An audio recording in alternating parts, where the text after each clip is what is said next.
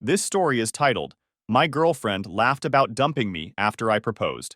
A few days later, she was screaming at my intercom, begging for forgiveness. Hey guys, so I, 29 male, proposed to my girlfriend Jenna, 27 female, a few months back, and she said she needed time to think. Buckle up, cause this shit is wild, and I'm still processing everything that happened. We met at my buddy Luke's housewarming party 3 years ago. She was friends with his girlfriend, and I remember thinking she was completely out of my league. But we hit it off and started dating. First 2 years were awesome. We traveled, had all our inside jokes, the works. About 8 months in, I got her this orange tabby cat named Milo that she went nuts over. I put him in a small box with a red ribbon around his neck. When he popped out of the box, she thought it was the cutest thing ever and pulled me into a hug. That cat became our baby, and we'd spam each other with pics of him doing dumb cat stuff all day long. Last year, we moved in together and everything seemed perfect. We talked about our future together, kids, house, the whole deal. She started dropping these massive hints about marriage, Instagram posts of rings, wedding TikToks, always talking about which of her friends got engaged. So I saved up 3 paychecks and got this princess cut ring I thought she'd love.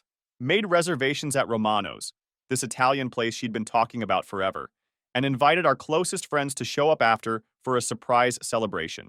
I was nervous AF but excited too. But when I got down on one knee and asked her to marry me, she just stood there with this weird look on her face. I need time to think about it, she finally said. The whole restaurant got quiet. I felt like a complete idiot kneeling there holding the box. In the car ride home, she finally spoke up. The ring isn't exactly what I wanted. I showed you the one from Tiffany's with the bigger diamond. And Romano's? It's not exactly romantic, Blake. Yeah, that's me, BTW. Should have mentioned that earlier, LOL. I was confused as hell. She'd literally sent me pics of this exact style ring, and she was the one who kept talking about Romano's. But I tried to be understanding. I can exchange the ring if that's the issue, I told her. It's not just the ring, she said, staring out the window. I just think we should wait a bit longer. Make sure we're really ready. When we got home, she went straight to bed. Didn't even want to talk about it. I slept on the couch with Milo curled up on my chest, wondering what TF just happened. The next day, she acted like everything was normal. Just casually mentioned, maybe we can revisit the engagement in a few months when you have a better plan. Then kissed me goodbye and went to work like nothing happened. I spent the whole day replaying everything in my head. What better plan did she want? I'd done exactly what she'd been hinting at for months. That night, I tried bringing it up again, but she shut me down. Can we not make this a whole thing? I just want more time. Is that so wrong? I didn't push it, but something felt off. Jenna had always been super direct about what she wanted. This wishy-washy stuff wasn't like her at all. Over the next week, I started noticing little things. She was on her phone way more than usual, smiling at texts but angling the screen away from me. Taking calls in the other room. Working late more often. Nothing super obvious, just little things that didn't add up. I wasn't sure what I was looking at, but every part of me screamed one thing. Something wasn't right, and I wasn't about to sit back and wait to be blindsided. When I asked if everything was okay between us, she got defensive. God, just because I didn't immediately say yes doesn't mean something's wrong. You're being paranoid. Maybe I was. But I couldn't shake this feeling in my gut that something wasn't right. Then things got weird. I was scratching Milo one night when Jenna's phone lit up on the coffee table. I wasn't trying to snoop, but I saw the name Charles with a message preview. Can't wait for Friday, our usual spot? When I asked who Charles was, she snatched her phone up super quick. Just a work friend. We're having a team lunch on Friday. I nodded, but my mind was racing. Jenna had never mentioned a Charles before. And our usual spot didn't sound like a team lunch to me. You know what? I said, keeping my tone casual. I think you're right about the ring. I'll take it back this weekend, and we can pick something you like better together. On the surface, I was calm, but inside, I was already drawing battle lines. After I saw that text from Charles, my brain flipped into overdrive. She didn't know it, but I just set the first trap. No more playing the clueless boyfriend. This was war, and I wasn't walking in blind. She looked relieved. That sounds perfect, babe. Then she kissed me and went to take a shower. I sat there on the couch with this sick feeling in my stomach, trying to figure out what the hell she's on. The next day, I texted my best friend Luke. Need to talk. It's about Jenna. We met up for beers, and I told him what happened. He just listened, then said, Bro, I don't want to say anything, but this sounds fishy. The Jenna I know would have been stoked to get engaged. Something's up. You think she's cheating? I asked. Luke shrugged. I don't know, man. But the timing is weird. She's been pushing for a ring for months, Then when you actually propose, suddenly she needs time, and now she's getting secret texts from some dude you've never heard of. When he laid it out like that, it did sound bad. But this was Jenna. We'd been together for 3 years, lived together, had a cat together. She wouldn't just throw that all away, would she? What should I do? I asked him. Keep your eyes open, Luke said. Don't accuse her of anything yet, but maybe pay attention to the signs. So that's what I decided to do. Keep my eyes open. Try to figure out what was really going on. I had no idea what I was about to discover. I decided to work from this coffee shop near our apartment. Jenna never goes there. Says their coffee is overpriced, so I figured it was a safe spot to focus without bumping into her. I was in the corner with my laptop, wearing headphones but not playing anything, when I heard familiar laughter. I looked up and saw Jenna walking in with her friend Tara. They didn't notice me cause of this big plant next to my booth. I was about to call out to them when I heard my name. They sat at the table right behind me, and Jenna was talking about something that caught my attention. He really thought I'd say yes just like that, Jenna said, her laugh sharp and mocking. Not her usual laugh, the one that used to be soft and warm. No, this was something else. Cold. Mean. Like she was laughing at a joke only she understood. Tara chuckled, but looked uneasy. So what's your plan now? You can't keep this up forever. Jenna leaned back in her chair, sipping her latte like she had all the time in the world. Please. Blake's not going anywhere. He's so eager to lock me down. He'd probably propose with a candy ring if I asked. I got him wrapped around my finger. I just have to keep stringing him along until the timing's right. Tara hesitated. And Charles? Jenna's eyes gleamed. Charles is worth the wait. He's not some average paycheck like Blake. He's a real man with real potential. Once his situation is sorted, Blake's done. I'll drop him like last season's shoes. She laughed again, sharp and satisfied. He'll probably cry into his cat or whatever. Sad, really. My stomach turned. Milo, our cat, wasn't just a pet. He was family. And she was using him as a punchline? Tara lowered her voice. But what if Blake proposes again before you're ready to make your move? Jenna shrugged like it was nothing. Then I'll do what I have to. I'll say yes, fake it for a while and dump him later. By then, Charles and I will be set. It'll be messy, but whatever. It's not my problem if Blake's heart gets crushed. That's on him for being so clueless. Tara looked uncomfortable, but Jenna didn't seem to notice or care. She was too busy basking in her own confidence, acting like she was the queen of some game where I was nothing more than a pawn. Blake's sweet, but let's be real, she added, laughing under her breath. He's just a safety net. Nice to have, but not something you actually need when you're ready to upgrade. The words hit harder than any punch. I felt like I was watching a stranger, someone I thought I knew but clearly didn't. That seems harsh, Tara replied. After all this time together? Please, Jenna scoffed. You know as well as I do that this was never the end game. Blake was always transitional. Transitional? What the fuck did that even mean? They changed the subject after that, talking about some office party. I heard a male name mentioned, Charles, I think, but couldn't catch the details. As they got up to leave, Tara lingered for a second, her gaze sweeping the room and landing on me. She caught me sitting there. Her eyes widened slightly, like she wasn't sure if she recognized me or not. She hesitated, then walked past, but not before whispering under her breath, "You deserve better." I didn't react, just met her eyes and said quietly, "I already know." Her face crumpled for a moment, like she wanted to say more, but Jenna was already calling her name. Tara gave me a small, apologetic nod before following her out the door. When they finally left, I sat there for a long time, trying to process what I'd just heard. Jenna was planning something. Something that involved stringing me along, then, what? Dumping me? Cheating? And who was this Charles person from work? I had more questions than answers, but one thing was clear. The woman I thought I was going to marry was keeping major secrets from me. I texted Luke, "Dude, you were right. Just overheard something weird. Need to talk ASAP." We met up at his place that afternoon. When I told him what I'd overheard, he looked pissed. "Bro, I wasn't gonna say anything," he admitted. "But I saw Jenna with some dude at Westfields last week. They looked close? Westfields? That's on the other side of town. She told me she was having drinks with coworkers near her office." Luke looked uncomfortable. "They weren't acting like coworkers, man. The way she was looking at him. Did you hear a name? Could it have been Charles?" Luke shrugged. "I wasn't close enough, but the guy was wearing this fancy watch, nice suit. Looked like one of those finance bros. We talked for hours." Luke finally gave me the wake-up call I needed. "Look, I don't know exactly what's going on, but something's clearly not right. You need to keep your eyes open. Don't just take her word for everything anymore." It hurt like hell to hear, but deep down I knew he was right. The refused proposal, the late nights at work, the secret texts, the conversation I'd overheard, it all pointed to something shady. So what do I do? I asked him. You've got two options, Luke said. Confront her now with what little you know, or what? Or play along.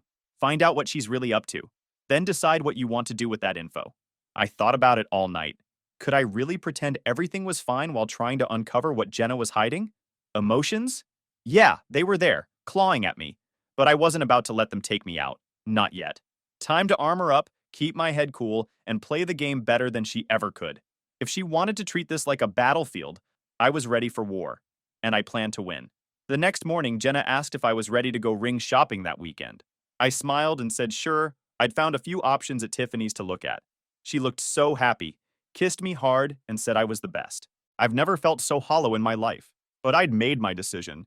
I needed to know exactly what I was dealing with, how deep this thing went, whether there was anything left worth saving.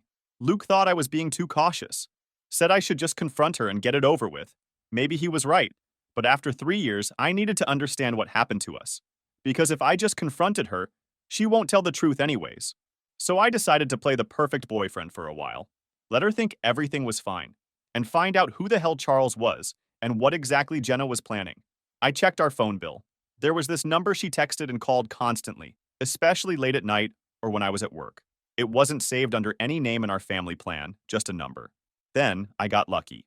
Jenna fell asleep on the couch one night with her phone unlocked. Those comments about me being transitional and her needing a few more months kept playing in my head, so I looked. What I found was worse than I imagined. There were tons of texts with someone named Charles. Nothing straight up sexual in what I saw, but definitely emotional cheating. Lots of miss you and inside jokes I wasn't part of. Then I saw a message that hit me like a truck. Just need to keep Blake on the hook until everything's finalized. He's already talking about proposing again. Charles responded, what if he does it before we're ready? Jenna, I'll say yes, play along, then dump him once everything's settled with your situation. He'll be crushed, but that's not my problem. We've dragged this out too long already. I felt sick. She was planning to accept my proposal, then dump me later? What kind of twisted game was this? And why? I kept scrolling and pieced together more of the story. Charles works at Jenna's company, in some higher-up position. There were references to his situation that needed to be finalized before they could be together openly. I'm guessing he's either married or there's some company policy against them dating. The worst part? They were planning a trip to Miami next month. The same week Jenna told me she had a work conference. She was literally going to be on a beach with this dude while I was at home planning our future. I wanted to confront her right there. Just wake her up and end it. But something stopped me. If I confronted her too soon, she'd twist it. Turn it into a sob story. Gaslight me. Deny. Deflect. And maybe even delete the proof before I could show anyone. She was already planning to play me. If I gave her a heads up, she'd just get better at hiding it. I wasn't about to give her that advantage. No. I needed undeniable evidence. A plan. Something that would leave no room for her lies. She wanted to control the game, but I was about to flip the board. So I took screenshots of everything, then carefully put her phone back. The next day, I called Luke. He came over while Jenna was at work, with Charles, I'm guessing.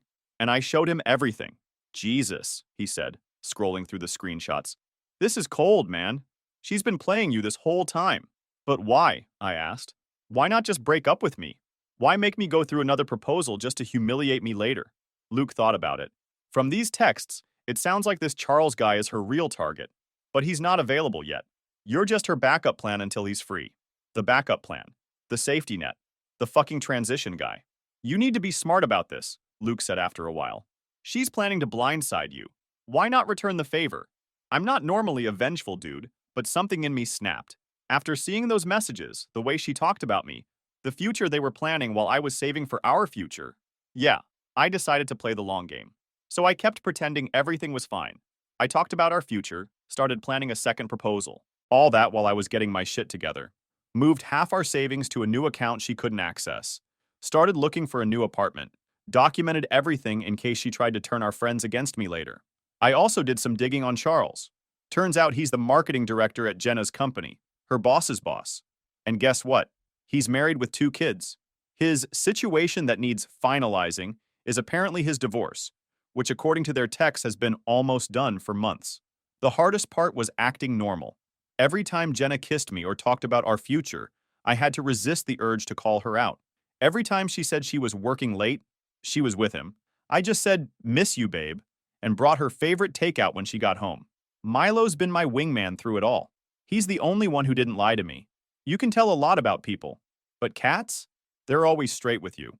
That cat watched me with these sad eyes when I was alone in the apartment, like he knew his family was about to break up. I'd already decided I was taking him when I left. Jenna didn't even clean his litter box, just posted cute pics of him on Instagram for the likes. Oh, and I found something else interesting. Luke's cousin works at the same company as Jenna. Turns out Charles's wife doesn't know he's planning to leave. He's been telling Jenna the divorce is almost final for months, but he hasn't even filed the paperwork yet. He's playing her just like she's playing me. So I waited, gathering more evidence, planning my exit. Jenna thought she was so clever that I was just her oblivious backup plan while she secured her upgrade. She had no idea what was coming, and I wasn't about to tip my hand early. If she wanted to play games, I'd play along. I let her lead the way, let her think she was in control, which is how I ended up at Tiffany's, smiling like the perfect boyfriend while she tried on diamonds. But that ring shopping was a special kind of hell. Jenna tried on about 20 different rings, finally settling on this massive rock that costs more than my car. I smiled and said it was perfect, that she deserved the best. She was practically glowing, kept kissing me in the store. "I can't wait to tell everyone," she said on the way home. "Tara's going to be so jealous." I bet she will be, I thought, especially when she finds out what's really going on. The sales guy said the ring would take 3 to 4 weeks to size properly. Perfect timing, I told Jenna. That'll give me time to plan a proposal you'll never forget. She loved that. Started throwing out ideas, maybe on the beach or at that rooftop restaurant downtown. I just nodded along, saying they were all great ideas. That night, she was extra affectionate. The whole time I was thinking about those texts to Charles, how she was planning to accept my proposal, then dump me later. It took everything in me to play my part. Speaking of Charles, I learned more about him from Luke's cousin. Charles has been with the firm for 5 years, heads the marketing department, and has a reputation as a player. He's been telling Jenna he's almost divorced, but in reality, he hasn't even started the process. His wife thinks they're working on their marriage. They even went to couples therapy last month. Jenna has no idea she's being played too. Part of me wanted to tell her, watch her world collapse like mine did. But that would ruin my plan. So I kept quiet, kept playing the adoring boyfriend. A few days later, Jenna mentioned her work conference in Miami next month. "I'll miss you so much," she said, not meeting my eyes. "But it's a big opportunity for my career." "I'm proud of you," I told her. "Maybe I can fly down for the weekend to surprise you." The look of panic on her face was priceless. "No, I mean, we'll be in meetings the whole time. You'd be bored and I'd feel guilty for ignoring you." "You're right," I said. "I'll just plan something special for when you get back." She relaxed instantly. So predictable. I've been laying it on thick with the romance stuff. Left my laptop open one night with a custom jeweler's website, one fancier than Tiffany's. When Jenna saw it, her eyes went wide. "What's this?" she asked. "Damn, it was supposed to be a surprise," I said. "I know we picked the Tiffany ring, but I was thinking of getting something custom made. Something unique, just like you." She practically melted, told me I was the sweetest guy ever, how lucky she was. Then she texted someone while I was brushing my teeth, Charles, no doubt, updating him on how well her plan was working. The next day I checked our joint account. She withdrew $2,000. "Shopping with the girls," she claimed. Yeah, right. Probably buying new bikinis from Miami with Charles. I don't even care about the money anymore. I've moved most of my savings already. What I care about is how easily she lies to my face, how she's planning to string me along, letting me spend thousands on a ring, planning a proposal, all while she's setting up her new life with Charles. Luke thinks I'm taking it too far. "Just confront her and be done with it," he told me. "This whole charade is messing with your head." Maybe he got a point. But every time I thought about walking away, that text hit me like a punch. "I'll say yes, play along, then dump him once everything's settled with your situation. He'll be crushed, but that's not my problem." Nah, I was seeing this through. If she's planning to humiliate me, she's got another thing coming. I'm setting the stage for the second proposal next month, right after her Miami trip. Deposits are down, invites sent to friends and family. Everyone's hyped, especially her parents, who've always thought I was the perfect guy for their daughter. She thinks she's going to enjoy her secret vacation with Charles, then come back to her safe, reliable Blake, who's planning the perfect proposal. She has no idea what's actually waiting for her. When she left for her work conference in Miami, kissed me goodbye, promised to call every night, the whole act. I played my part, helped her pack, drove her to the airport, told her how much I'd miss her. The minute she was through security, I went into action. I'd been planning this for weeks, and now it was go time. I moved all my essential stuff to my new apartment. Not everything. That would have been too obvious when she got back. Just the important things. Documents, family stuff, electronics, and of course Milo. Got him set up at the new place with all his favorite toys. Then I activated the nuclear option. Remember Charles's wife? The one who supposedly was nearly divorced but actually had no idea? I found her on Facebook weeks ago but hadn't made contact. Now I sent her everything. Screenshots of texts between Jenna and Charles, their Miami plans, the entire timeline of their affair. Everything. She responded within hours. Was devastated but grateful to know. Said Charles had done this before, that they were in counseling because of his last affair. She asked for my number, and we actually talked for almost 2 hours. Turns out Charles had told Jenna he was loaded, but the truth is his wife has all the money. Family wealth, she's a corporate lawyer. The house, the cars, the fancy vacations, all hers. But here's where it gets interesting. Sarah, Charles's wife, decided she was done. While Charles was in Miami with Jenna, she cleared out their bank accounts, changed the locks, and had divorce papers ready to serve him the minute he got home. But she wanted to coordinate with me for maximum impact. These cheaters deserve each other, she told me. But they also deserve to know exactly what they're getting. So we made a plan. Charles and Jenna were coming back on Sunday. I still had the second proposal set up for Tuesday night. But this wasn't just a plan. It was an ambush, meticulously laid out like the final move in a high-stakes chess game. Every piece was already in place. Timing, precision, execution. Jenna and Charles wouldn't know what hit them until the trap snapped shut. By the time they realized what was happening, it would be too late. Game over. I booked a private room at the Reserve, the fanciest restaurant in the city. All our friends and family were going to be there to witness my proposal, except I made some changes to the guest list, added Sarah. Removed the string quartet and champagne. Added a projector and screen. Sunday night, Jenna came home from Miami glowing with her tan and full of stories about marketing seminars and networking events. She showed me some generic hotel pictures like I was an idiot who wouldn't recognize a romantic getaway. I just smiled and said I was glad she had a good time. I missed you so much, she lied. Work trips are so exhausting. Well, get some rest, I told her. We've got a big night on Tuesday. A celebration. Her eyes lit up. The proposal? I nodded. I want to do it right this time. The way you deserve. She threw her arms around me. Told me how much she loved me. I forced myself to hug her back, wondering how many times she'd said those same words to Charles that week. Monday and Tuesday were torture. Keeping up the act, listening to her on the phone with Tara, discussing what she'd wear, how she'd act surprised. All while I was finalizing things with Sarah and Luke. Tuesday evening finally arrived. I told Jenna I needed to go to the restaurant early to make sure everything was perfect. She said she'd meet me there. Tara was coming over to help her get ready. What Jenna didn't know was that I'd timed things specifically. Charles was supposed to be at a late meeting, according to their texts, but would actually be receiving divorce papers at his office around 6 p.m. Sarah made sure of it. I got to the Reserve early. The manager knew the real deal. Luke's brother works there and helped set everything up. The private room was ready, but not with rose petals and drinks. Instead, there was the projector, screen, and enough chairs for everyone. Our friends started arriving around 7. I'd told them there was going to be a surprise, but not what kind. They all thought they were there for a proposal. Even Jenna's parents came. They'd always treated me like a son. At 7:30, Jenna arrived looking stunning in a new dress, probably bought with that $2,000 from our joint account. She seemed confused by the room setup, but I guided her to a seat in the center. "What's going on?" she asked, noticing there was no romantic dinner table, just chairs facing a screen. "You wanted a proposal I'd never forget," I said. So that's what I planned. Then Sarah walked in.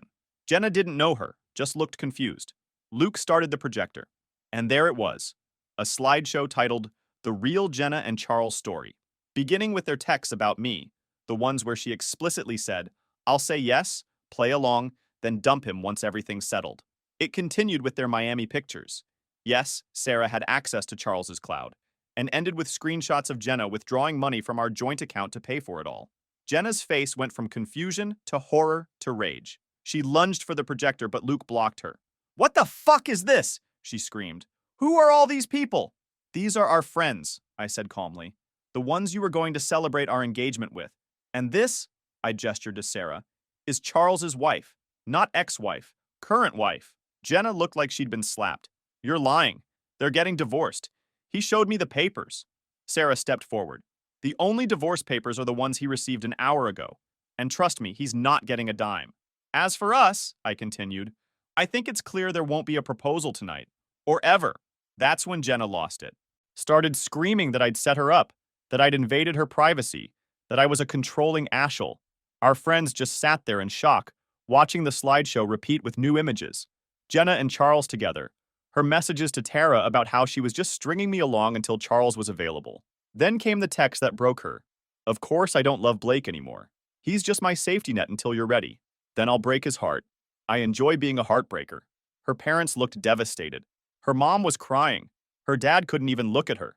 You ruined everything, she screamed, mascara running down her face. No, Jenna. You did that all by yourself. She tried to turn our friends against me, claiming the texts were fake, that I was manipulating everyone. But then her phone pinged. A text from Charles. Jenna, we need to talk. Sarah knows everything. She's leaving me. I need a place to stay. I read it fast, glancing at her phone. The timing couldn't have been more perfect. Jenna's face just crumpled as she read it. She knew it was over. The manager came in because of the yelling. I apologized, paid the bill for the room, and told everyone they were welcome to stay for dinner on me, but I had somewhere else to be. As I walked out, Jenna grabbed my arm. Blake, please, she begged. We can work this out. I made a mistake. I love you. I just looked at her. You loved what I could provide. There's a difference. What about Milo? She asked, like the cat was her last bargaining chip. He's happy at my new place, I said. And trust me, he won't miss you. You only cared about him for the Instagram likes anyway. Then I walked out, leaving her standing there, caught between our friends, her parents, and Sarah. Heard later she tried to follow me, but her own dad shut that down. Told her she needed to stay and deal with the mess she'd made. Walking out of that room felt like dropping a weight I didn't even realize I'd been carrying. The silence behind me was louder than her screaming could ever be. For the first time in months, I felt free. No more second-guessing, no more pretending, no more walking on eggshells. Just me, my dignity, and Milo waiting for me at home. Last I heard, Charles and Jenna still together, but it's far from the fairy tale they thought they'd have. Charles's divorce went through, but Sarah wrecked him financially. The prenup plus proof of his cheating meant he walked away with basically nothing. Now he's stuck living in Jenna's crappy studio apartment, working at a car dealership after his old company fired him for the office affair. Jenna tried damage control for weeks, called and texted from different numbers until I had to get a restraining order. Showed up at my work twice, crying about how sorry she was, how Charles had manipulated her. Security had to escort her out both times. The most pathetic part? She actually posted everywhere that she's been financially abused and needed help getting back on her feet. Posted this whole story about how I'd controlled all our money, LOL, and left her with nothing. It got shut down after Tara and several other friends commented with the truth. She eventually reached out to my mom, they'd been close, begging for help getting in touch with me. Mom told her, "You made your choices. Now live with them." Actually, shit got even crazier just the other day. I was at home, relaxing, when my intercom started blowing up like crazy.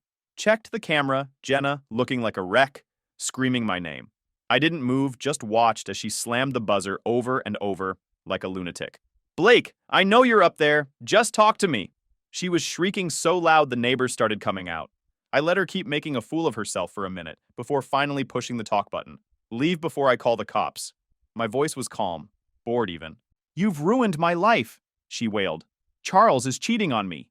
He never loved me. I made a mistake. Please just let me up so we can talk. I almost laughed.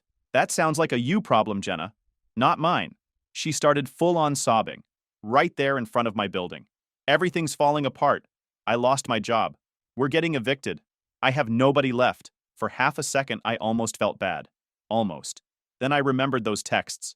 How she planned to string me along, humiliate me, leave me broken. Goodbye, Jenna. And with that, I turned off the intercom and went back to my night like she never existed. She stayed outside for another hour, alternating between screaming, crying, and begging. Finally, one of my neighbors actually did call the cops, and they escorted her away. I added that incident to my restraining order file the next day. As for Milo, he's thriving. Got him this fancy cat tree for the apartment that he absolutely loves. Jenna still occasionally posts throwback photos of him on her Instagram, acting like he's still with her. It's sad, really. Now for the good stuff. Remember Sarah, Charles's ex-wife? We kept in touch after everything went down. Nothing romantic at first, just two people processing similar betrayals. We'd grab coffee every couple weeks, text about our progress moving on. She's actually pretty cool. Way too good for Charles. About 3 months ago, those coffee meetups turned into dinner. Dinner turned into weekend hikes. You can probably see where this is going. We've been officially dating for 2 months now. Taking it slow, both still healing, but it's been really good. She's smart, successful, and most importantly, honest. We joke that we have the most solid foundation ever. We've already seen each other at our absolute worst and helped each other through it. Luke, my buddy who helped with the restaurant plan, thinks it's poetic justice. The two people they screwed over found happiness together, he said. I wouldn't go that far yet, but I'm happier than I've been in a long time. I ran into Tara at the grocery store last week. She mentioned Jenna got fired from her job and is trying to start some kind of social media consulting business. Apparently, it's not going well. She also said Jenna and Charles fight constantly. He resents her for not being as wealthy as Sarah, and she resents him for not being the meal ticket she thought she was getting. Sometimes I think about how close I came to proposing a second time, to actually buying that overpriced Tiffany ring she wanted. How I almost fell for the act. If I hadn't overheard that conversation at the coffee shop, if Luke hadn't given me that wake-up call, I might be engaged to her right now, oblivious to what was really going on behind my back. Instead, I'm sitting here in my own place, with my cat purring next to me, and plans to meet Sarah for dinner later. Life takes weird turns sometimes. The important thing is, I'm moving forward.